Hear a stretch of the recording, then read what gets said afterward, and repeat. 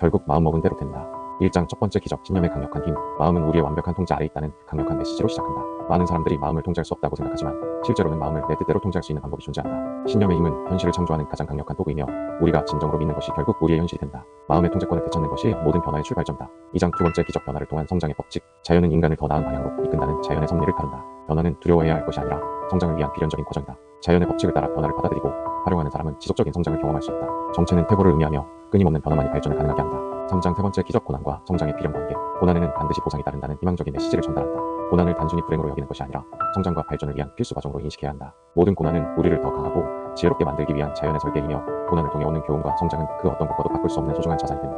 4장 네 번째 기적, 가난을 극복하는 법. 가난도 부도 내가 결정할 수 있다는 주체적 관점을 제시한다. 가난을 저주가 아닌 축복으로 바꾸는 비결은 마음가짐의 변화에 있다. 가난한 환경에서도 부자가 되는 사람들의 공통점은 가난을 핑계로 삼지 않고 오히려 동기부여의 원천으로 활용한다는 것이다. 경제적 상황은 외부 조건이지만 그것을 어떻게 활용할지는 전적으로 개인의 선택이다. 5장 다섯 번째 기적, 실패의 다른 이름은 축복. 실패를 이용하는 사람과 실패에 무릎 꿇는 사람의 차이를 명확히 구분한다. 실패는 성공을 위한 필수 과정이며 실패에서 교훈을 얻고 다시 도전하는 사람만이 최종적인 성공을 이룰 수 있다. 모든 것은 나로부터 시작된다는 자기 책임의 원칙을 강조한다.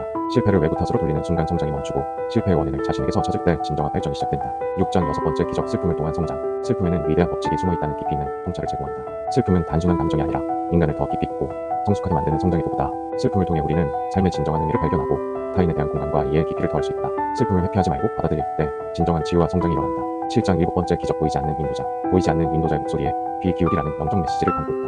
우리 안에는 항상 올바른 방향을 가리키는 내면의 목소리가 있다. 직감과 영감을 통해 전달되는 이 인도자의 목소리를 무시하지 말고 신뢰해야 한다. 논리적 판단과 함께 직관적 지혜를 균형 있게 활용하는 것이 중요하다. 8장 여덟 번째 기적, 영원불변의 자연 법칙. 자연은 분명한 목적을 지니고 있다는 우주적 관점을 제시한다.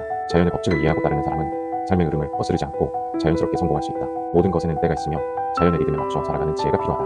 억지로 밀어붙이기보다는 자연의 흐름을 따라가는 것이 더 큰 성과를 가져온다. 9장 아홉 번째 기적, 본능을 창조적 에너지로 전환하는 법. 원초적 본능은 창조적 에너지가 된다는 에너지 변환의 법칙을 다룬다. 억압하거나 무시하기보다는 건설적인 방향으로 전환하는 것이 중요하다. 본능적 에너지를 창조적 활동, 사업, 예술 등으로 승화시킬 때 놀라운 성과를 거둘 수 있다. 에너지 억압이 아닌 방향 전환이 핵심이다. 10장 열 번째 기적, 시간의 치유력. 쓸모없는 시간이란 없다는 시간에 대한 새로운 관점을 제시한다. 모든 시간은 나름의 가치와 의미를 가지고 있으며 특히 고통스러운 시간도 치유와 성장을 위한 필수 과정이다. 시간이 해결해주는 것들이 분명히 있으며 조급해하지 말고 시간의 자연스러운 흐름을 신뢰해야 한다. 인내심을 갖고 기다리는 것도 중요한 지혜다. 11장 11번째 기적, 죽음의 공포를 다스리는 지혜. 삶은 누구에게나 유한하다는 현실을 받아들이는 것에서 시작한다. 죽음에 대한 공포는 자연스러운 감정이지만 그 공포에 지배당하지 않는 지혜가 필요하다. 죽음을 인정하고 받아들일 때 오히려 삶이 더 소중해지고 현재 순간의 가치를 더 깊이 느낄 수 있다. 유한함이 삶을 더 의미있게 만든다.